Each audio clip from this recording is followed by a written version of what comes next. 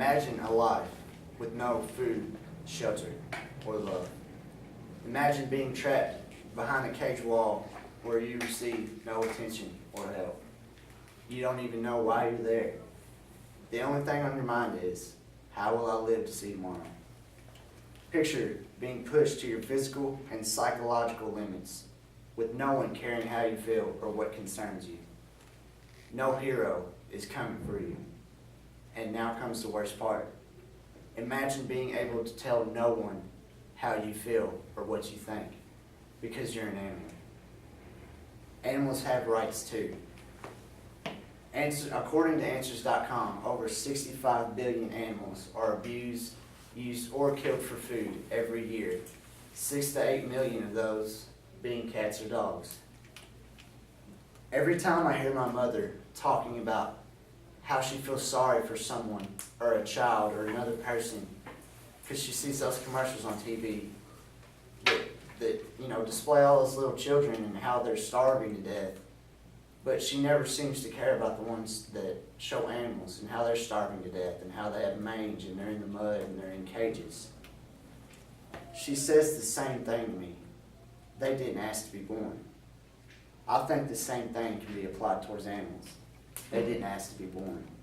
If you don't want them, or you know you don't have the financial means or space to keep them, don't own an animal. It's really that simple. Also, if you know you want an animal, don't get one and keep it for 2 weeks and then dump it at the first shelter that you can find. Animal shelters are becoming overloaded and overspaced with all types of animals that can only be kept for so long and then they have to be euthanized. How is this fair? I've had first-hand experience in this kind of situation. I had a huge Great Dane named Isabel, and she was my baby. She was my pride and joy. She would follow me everywhere, and like I said, she was huge.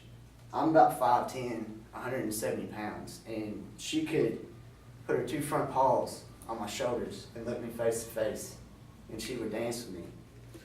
She would sit on the couch on her hind legs with her 2 front paws on the floor. She was just amazing. She was so cute. She had floppy ears, tan, and a black face. I can still remember her today. She got to where she got really skittish around young kids. I have a younger sister, so we couldn't keep her.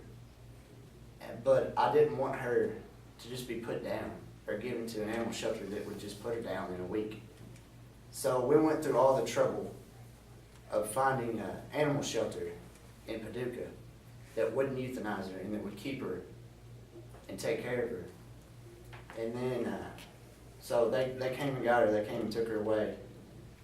And then I think it was 2 years later, that animal shelter was cited, and the 2 people that ran that animal shelter were arrested for neglect and abuse. And all they showed on the news of this same animal shelter that I sent my Isabel was burning and decaying dogs and death and malnourishment and dogs with ribs sticking out and mange, and they were fighting to death and starving to death, and they were just eating their own kind. How is that fair?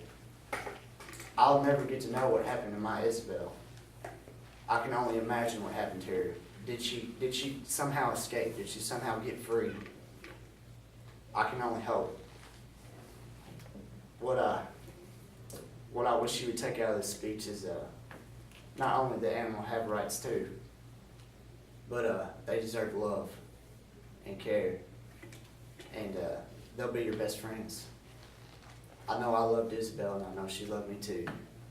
And I know if you take care of your animals, they'll love you too. Thank you.